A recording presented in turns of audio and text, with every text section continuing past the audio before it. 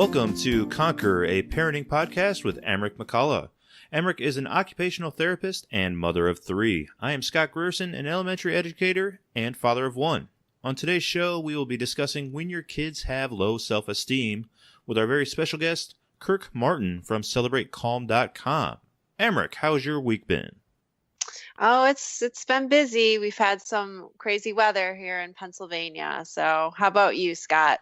I've been good. My wife and kid are both sick, so it's been a trying weekend so far for me. But other than that, I am healthy, so I cannot complain. Oh, you're lucky. Well, that's certainly true. So our topic this week is what to do when your kids have low self-esteem. What are your initial thoughts on the topic? Well, self-esteem is such an important topic when it comes to our kids. Without a strong sense of self, kids can move through life ill-equipped to take on all the challenges that they're going to be facing. Not to mention that, peer relations, relationships with their parents, it really can be a spiral effect if they have low self-esteem. We thought that self-esteem was a really important topic, and we felt that Kirk Martin was the perfect person to come on our show and discuss it with us. Well, I'm really excited to have Kirk on the show, but before we get there, it's my turn this week to do a little do-it-yourself project at home. So my parenting challenge this week was to listen to music in the morning instead of watching TV with my daughter, because in the mornings when I'm trying to make breakfast and get everybody out the door, it can be super challenging. And we went with music this week instead of the old standby cartoons on the TV. Okay. How did it go? It went a lot better than I thought it was going to. I found a little playlist that always started off with Baby Shark, and as much as that song annoys me, my daughter loves it. So that was like 3 minutes of peace where she was clapping and dancing, where I could, make breakfast and get things done. So it really wasn't as challenging as I thought, because not only did she, clap and dance to the music, but she also kind of played with toys on her own. And I'm not sure what the connection was, but there was some kind of connection with the music that made her want to do more independent play, where she didn't want me to be around her constantly, which is normally the case unless I put her in front of a cartoon or a screen in the morning. So it was really nice not to have that screen out in front of us.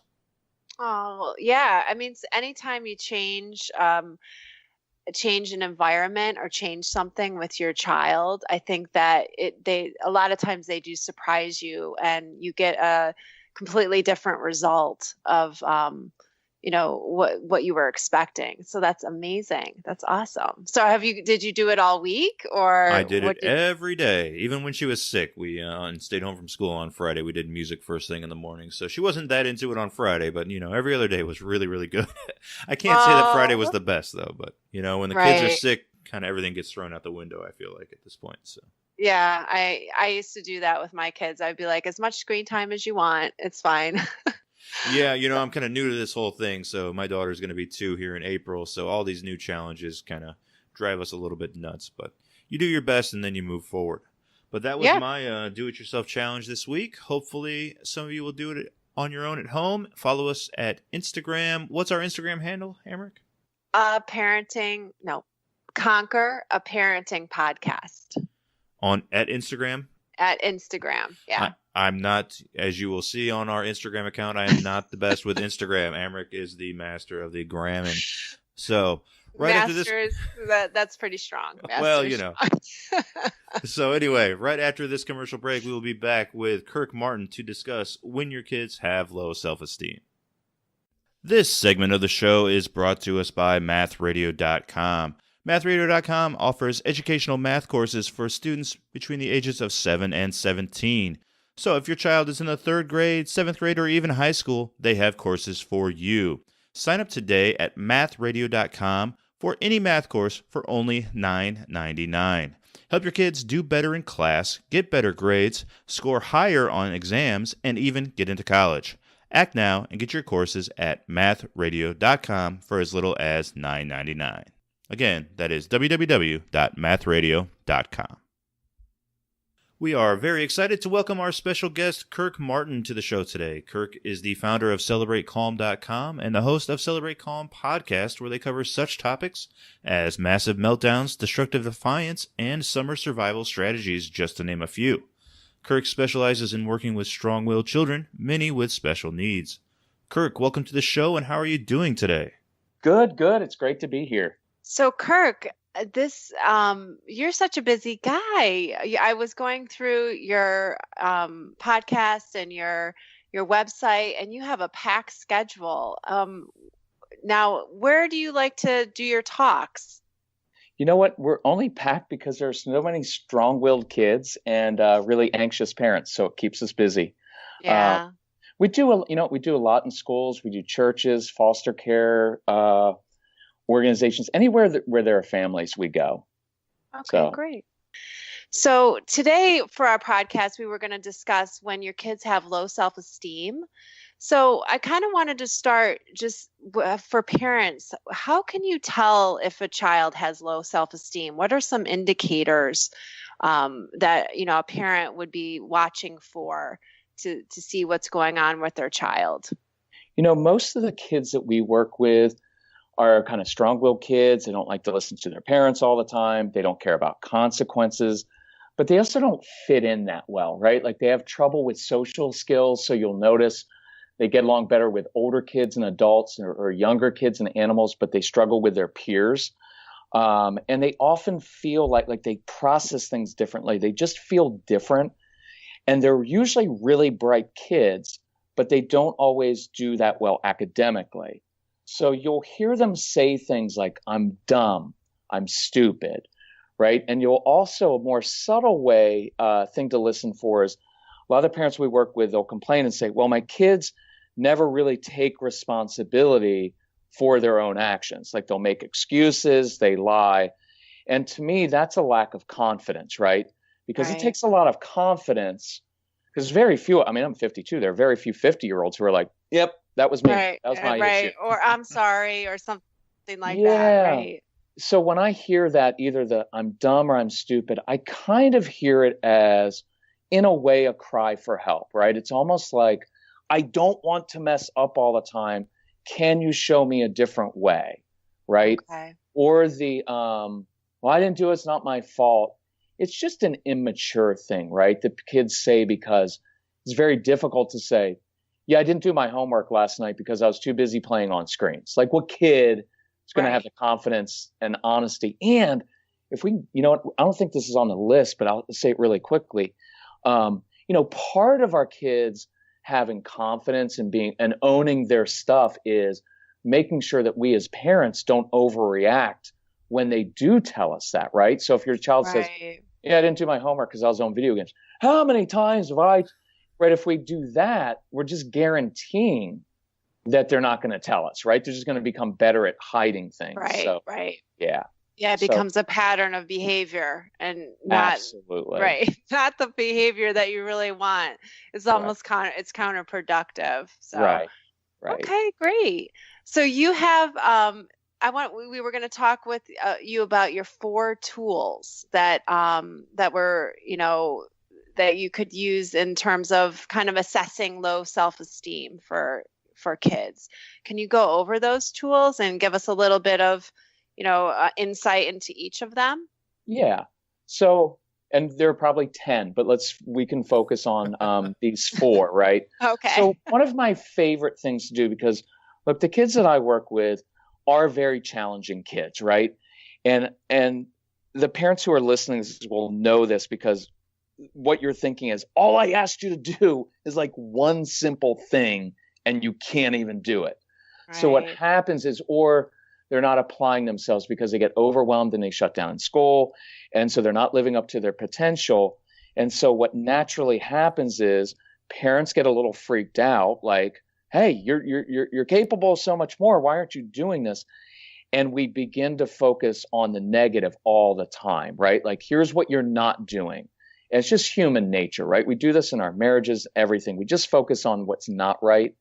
And so the first thing I'd written down is give your child your own, create your own report card for them. Because in our society, we base everything on academics. A child, most kids, their entire childhood is based on their grades. How are you doing in school?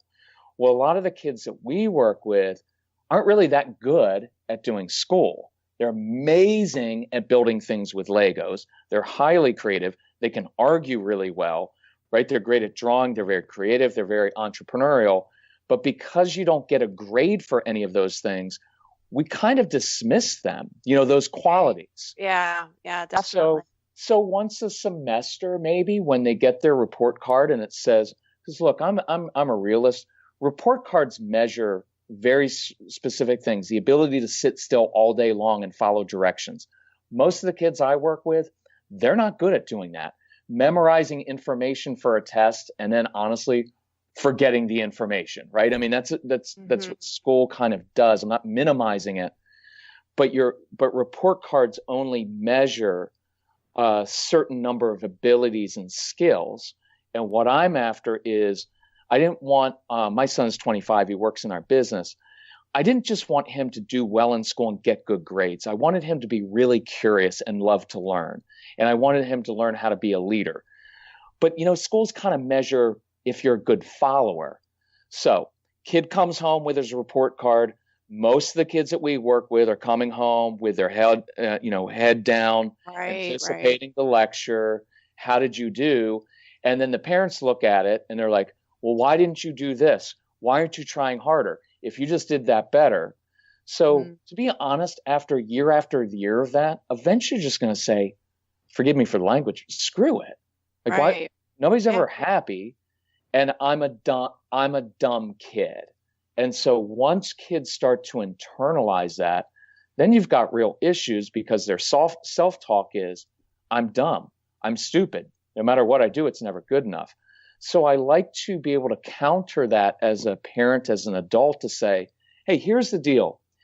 Your school report card measures these certain skills and abilities, but there are all these other skills in life that you need to be successful. Leadership, creativity, the ability to persuade. And parents get irritated by this because their kids are really good at arguing. But being good at arguing means you have really good critical thinking skills and you're good at picking out your parents' inconsistencies, which is why we don't like it. And instead of really drawing that out and saying, you know what I love about you? You're a good thinker. Like you've thought this through. You've been thinking about ways to persuade me to take you to the video game store for days now. And what I love about you is you planned it out. You have your arguments in place. Whenever I tell you something, you're going to counter that. You're a good thinker. Now, I'm not going to take you to get the video games, but I do love the fact that you're a good thinker. I love your persistence because here's what's going to happen. You're going to start arguing with me about taking you to the video game store and I'm going to walk away and you're going to follow me. And I'm going to go upstairs to my bedroom. I'm going to double lock the door. And you're going to go outside and climb up through the second floor window. And you're going to keep arguing. You know why? Because you're persistent. And a Harvard study showed the number one quality for success in life is persistence. And you have it. Now, the hard part as parents is they never have it at like doing their chores or homework. Right. But do you see what I mean? Like if we were to step back and say, in order to be a successful adult, you need these 5 qualities. Many of these kids who aren't good in school actually have those great life skills. So I like to give them perspective and even to be honest and say with some kids, you're just going to struggle in school. Sitting still in class and memorizing information isn't a great skill of yours. But the great news is once you get out of college, you never have to do that again. Do you know what I mean? Yeah, definitely. So I think it helps both the child in saying, okay, so I'm not necessarily great at school. It's not an excuse for it because I don't like doing excuse, and we'll get to that next point. I'm not going to give them an excuse, but a lot of these kids also have a sibling who's the really good student and the perfect one, and everybody loves them, and they're on the honor roll, and they get good grades, and the grandparents give them money because they did well. And then you have this bright child who just doesn't happen to get good grades, and he feels like a loser in life. And so now I get to counter that and give them a fuller perspective and say, here are all the other traits. And it also helps us as parents to not freak out so much. To be able to say, yep. Like with my son, he was terrible at following directions in school. But the flip side of that is he's a fantastic leader. He has a lot of charisma. If there's a problem somewhere, he's not going to wait for someone to tell him what to do. He's just going to jump in and fix it. And that's a fantastic quality to have in life. But in school, here's a common thing. We're going to lunch. Now you have to line up in a perfect line, stand against the wall, face forward, no talking, right? There's no other time you do that in life. Like in the corporate world, they're not like, it's lunchtime, right, against the wall, right? And so I remember this one time, a kid fell, his books went along, was walking along the hallway, another kid, another class. He got tripped or something, fell, his books went flying. Well, my son got out of line to go help the other kid. My son got in trouble because he wasn't following directions, but his instinct was to do the right thing, which is to help the other kid. right. See what I mean? So Yeah. I think as parents and as teachers, when I do a lot of teacher training, I try to remind them that school isn't life and life isn't school, right? Like try to get beyond this narrow range of what we're measuring in our kids so that we actually build in some of these great qualities that they're going to need later in life. Yeah, no, I love that. Now, when you are saying give your child a report card, um, how would you suggest, like just getting out a piece of paper, kind of writing certain things down? Like, what would you suggest parents do with that logistically? Logistically, it's hard. So some people have like 5 or 6 kids, so you can't like, you're just going to be like scratching something on a wall, right? Like you're an awesome kid. But if you, especially for the strong-willed child, I try to, like with my own son, as I noticed him doing things throughout the school year, I'd send myself a quick little email, right? Like quick little email just as a reminder, and then the report card comes back. Then I could do it. It does, you know what? It doesn't honestly have to be formal, like, here's your life skills report card. If you don't even want to do that, I just say on a regular and routine basis, write your child a note. Verbal affirmation is really good, but I mean, this is for all of us. If I email you guys or send you a handwritten note, you're going to read that. Like, I love your podcast. You ask such good questions. You know, you're helping a lot of people. Like, you'll read that again and again, right? Right. So even leaving your kids a short note, right? Because parents are busy. It can be kid wakes up and underneath his pillow is a little envelope and there's a little note that says, hey, just wanted to let you know I'm proud of you for the way that you handled that situation with your friend yesterday. Like, boom, that's it. It doesn't have to be like 6 paragraphs. You can just, oh, you're proud of me? Yeah, because even my son's 25 and occasionally when I remember, I'll still praise and I'll be like, Casey, you know what, I'm proud of you. Because you've really stepped up, and even at 25, he'll be like, really? Like you can hear like the hunger, like, tell me more, tell me more. So if you want to do a report card, I would say pick 5 life skills, 5 character traits that you want to reinforce in your kids, right? Creativity, courage, integrity. You have a big heart. And then maybe under each of them, you have one example. Hey, remember when you went down to Mrs. Johnson's house and helped her out? That shows what a big heart you have, right? Like those kind of things. If you can have just like one sentence of each things, it's just a nice way to balance that out. It's also just it's a great way to turn something that's usually negative into something that you celebrate. Then it makes it much easier for you to go back and say, okay, so look, you've got these great 5 qualities. You're struggling in these 2 classes. What do you think we could do now to help improve your learning, your grade in those 2 classes? As a kid, I'm much more likely to listen to my parent if I just got the balance of it and I got a different report card rather than just like, everything's negative, you're going to be a loser in life. Okay, work harder. Right. So, yeah. That's great. And also too, like even taking the report card they get from the school and like you said, going through it and saying, okay, well, you got, a C in this class. Like what, but from this class, I can see how you could improve in such and such an area.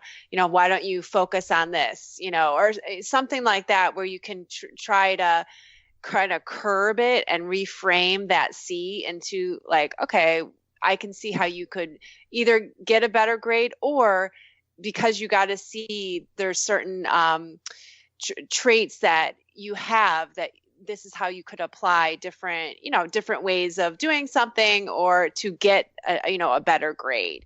You could even pick apart the report card they get from school. So it's and find traits that they're good at and apply it to each subject or something like that. That's something. And I think you can use it as to teach problem solving. And one of my favorite phrases is, I'm curious. So you can say, okay, I'm curious because in this class, you're consistently getting A's and B's. In this class, you just went down from a B to a C. So I'm curious what happened this semester. Is there something in particular that you're struggling with? Because if there is, and this leads to kind of the second point I was going to make, which is give your kids tools to succeed. We tend to just say, you need to stop doing that, or you need to do better. Or I'm going to take away your video games. I'm going to, take away your allowance. So instead of going with kind of always the punitive, do this or else, it's, okay, so I'm curious. In math, you just went from a B to a C, and I'm curious, so is there a certain concept that you're struggling with? Is it that you forgot to turn your homework in, and that took you from a B to a C? But the tone of voice is so important, because instead of, you know what, I don't know why, right? All that negative approach, like nobody, like even in your work, nobody, like if you get called into your office, you know what, I don't know what's going on, but your performance is really suffering. Right. Oh, thanks for the insight, right? Like that's not helpful. To be able to say, listen, you're one of my best employees and I value your contributions, but I've noticed in a couple areas your performance is starting to suffer. I'm curious, is something happening? Do you need additional training? Is something happening at home that's causing you to be distracted? That's what we want our boss to say to us. So I think as parents, so I'll give you a quick example. With my son and with many of the kids I work with, their grades go down because they do their homework, but they forget to turn it in because they struggle with short-term memory. And honestly, they're just not that motivated to turn their homework in, right? Right. So like, okay, so good. So you struggle with short-term memory. Got it. That is a definite deficit that you have. Again, the corresponding strength of that is that you tend to be a slower processor, a better strategic thinker, but short-term, you kind of struggle with. So I'm curious, what kind of tool could we come up with that would help you remember to turn your homework in better? Because now I'm problem solving and I'm teaching them, I have a deficit. I have a weakness in this area.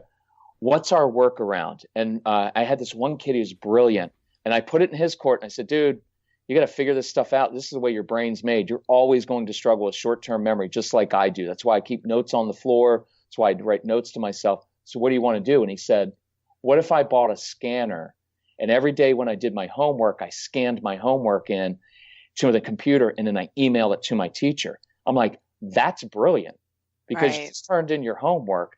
And then the kid just came up with a way of figuring it out and owning it, because we're big into kids owning their own behavior, right? Instead of parents micromanaging, I want them to figure it out. I'm just there to kind of guide them to come up with tools to do that. Right. That makes And sense. it makes complete sense. And you're more apt to follow through on something that you come up with than for someone else, some, other adult coming up with something. So it's for any of us. It's not just kids. So yeah, that's an awesome point. So now the third point, make a point of praising your child. I think that kind of goes along with a little bit of the report card, but you want to talk a little more about that. I'll just do a little bit on that. I think it's just a reminder of make the affirmation very specific. Just saying like, you're an awesome kid doesn't mean anything, right? But if you say, hey, earlier when your brother was irritating you, And instead of reacting and hitting him, you walked away. Shows me you're growing up. Boom, little fist bump, right? Like Right. I don't like a lot of, for strong-willed kids who are in trouble a lot, they actually don't like the overt praise. You did such a good. It sounds like we never thought you'd actually make a good choice. Right. You know, we're so right. Right. So it's almost like a it's almost like a statement of fact that I give them, like, oh, of course you did well on that test. You've always been good at adding numbers in your head, you know, or oh, you know what? That's a great. I saw how you handled that situation. Just shows me you're growing up. Well done. And then you walk away, so you're not making a big deal of it because it's awkward, right? I just want to tell you how proud I am, right? It's just, and then they're like, kids get all like, what? Oh, leave me alone. yes, they're like, and you're a good mom too, right? It's awkward. Yeah. So it's almost like drive-by praise, where it's like how you handled that. Hey, that was a good choice. Hey, good job finishing your meal, right? Like little, one of our big things, if you want to add to this praise, is I praise for progress, not perfection, right? For progress. Because I know as a dad, I was like, no, but he needs to be up here. And my standard was so high that my son could never reach it. So, you know, I'll give you an example, like a kid who's blurting out 5 times a day in school. Well, the truth is he's never going to just stop blurting out. He's always going to do it. Part of it is because he's got a busy brain and he's an idea person and he has hard time with short-term memory. So he's afraid he's going to forget his idea. So they blurt it out, right? Mm-hmm. And so I can give him tools. So we tie these two together. Actually tie all 3 together. Kid who's blurting out. I can point out in the report card, what I love about you is you're an idea guy, always coming up with ideas. The deficit you have is you have a hard time with short-term memory. So when you get one of your interesting ideas, you're afraid you're going to forget it. So what tool could you, because blurting out in class is unacceptable, what kind of tool could we come up with to help you remember that great idea you come up with, right? Mm-hmm. And so we can come up with different tools to help the child so that if they get a note from the teacher that says, hey, he blurted out 3 times today, you're like, dude, we just went from 5 to 3. That's a 40% decrease. Right. Well done. Because then he's going to try even harder. But if you're like, you know what? Last week you blurted out 5 times. This week it's still 3 times. I don't know what I have to do to get. They're going to be like, screw it. I'm just not even going to you know what I mean? So I always try to get small wins. We talk a lot about creating successes. I create a success. I give kids tools to succeed so they begin to have a tool to turn in their homework more, to blurt out less. Well, now that's where confidence comes, not from someone saying like, oh, you're awesome. It's, I used to blurt out 5 times a day. Now I'm down to 2. That's where confidence, I made a change in my life. And that kind of leads to the 4th point, which is we talk about using our kids' gifts and passions, or showing off their strengths and their passions. I think for all of us, the number one way our confidence is built is this. It's doing in life what we're naturally good at doing, right? Like if you're a really creative person and really bright creative person, but I put you in a job where you're an accountant or an engineer, you would fail. Right. And I could take away your paycheck and I could threaten you. You're not going to do well. But if I put you in a situation in which you get to be naturally creative, then all of a sudden you're doing it. So I'd encourage parents to identify your kids' gifts, talents, and passions. What are they good at doing? And then find opportunities for them to use their gifts and passions outside the home. So that can be at school. Like I want a teacher, like if I've got a student who's struggling, but I know that they're very good with electronics or, I'll give you one, they're drawing. So I can say, hey, next week we're doing this new unit on ancient Rome. Could you do me a favor? Because I know you're really good at building with Legos. Do you think you could build a model of a Roman Colosseum for me to use in class next week? Well, now you've got a kid, and I guarantee over the weekend, he's going to be like, I'm good at this. And now the teacher gets to show off instead of the kid always being in trouble in class. Look, Jacob look what he built. He actually built this to scale. right? There's actually gladiator blood in the Colosseum. Like he went all out. Right. So, if your kids are good with one other thing is noticing who they connect well with.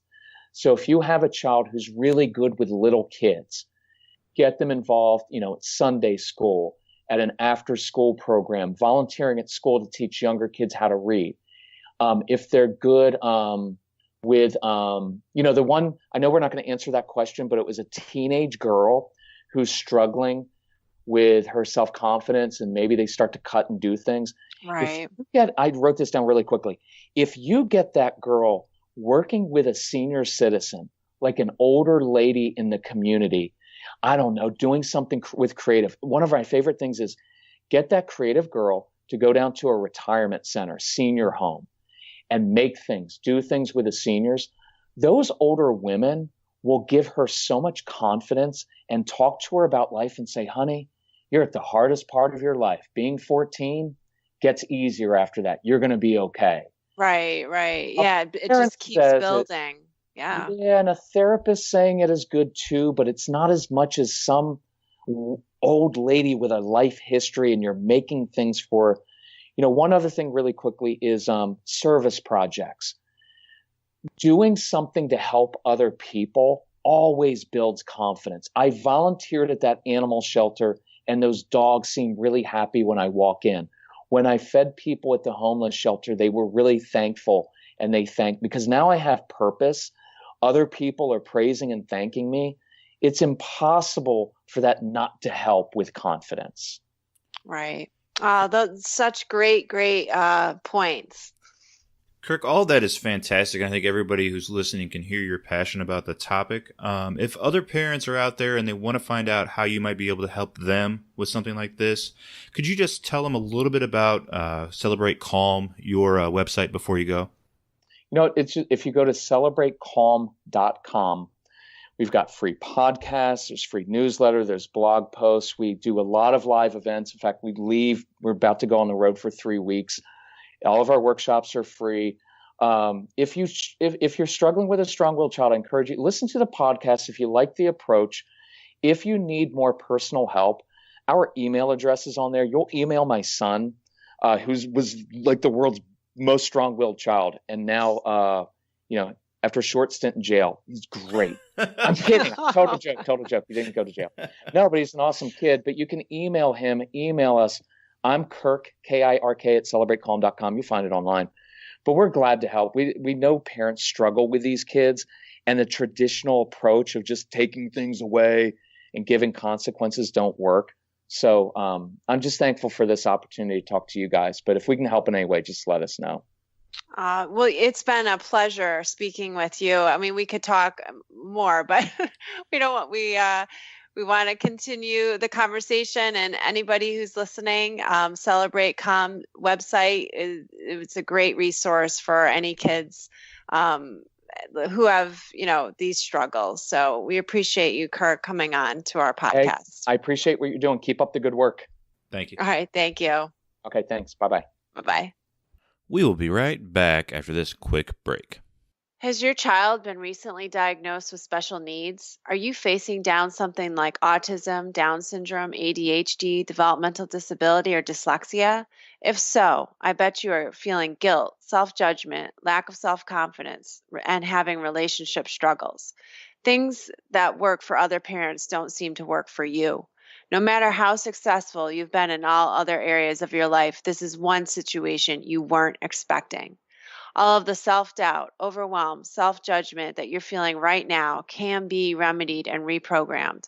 All of this is much easier and more efficient if you have the right support, coach, and mentor on your side who understands what you're going through and knows how to help you, your child, and your family thrive.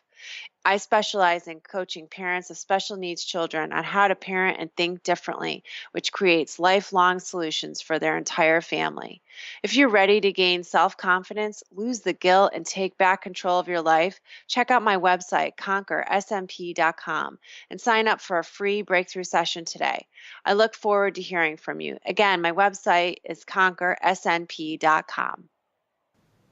I want to send another big thank you to Kirk Martin for joining us this week. And as always, I want to invite you to join us on Instagram. Americ, what's our handle on Instagram? It's Conquer, a parenting podcast. And what can people find over there? You can find pictures of our awesome kids, info on our guests, and of course, info on our podcast. Excellent. So join us next week as we welcome Alyssa Marquis to talk about how to deal with feelings of anger as a parent. Americ, do you have any words of wisdom to leave us with today? Yes, well, I have some help for you, Scott. Okay. I know you have a little sick girl at home, so I just want you to hang in there. And, I know she's had a lot of ear infection, so I went through that. So it's hard, but you can get through it. It's better now in daycare than in kindergarten. Fair enough. All right, we will see you next time. Bye, everyone. Bye-bye.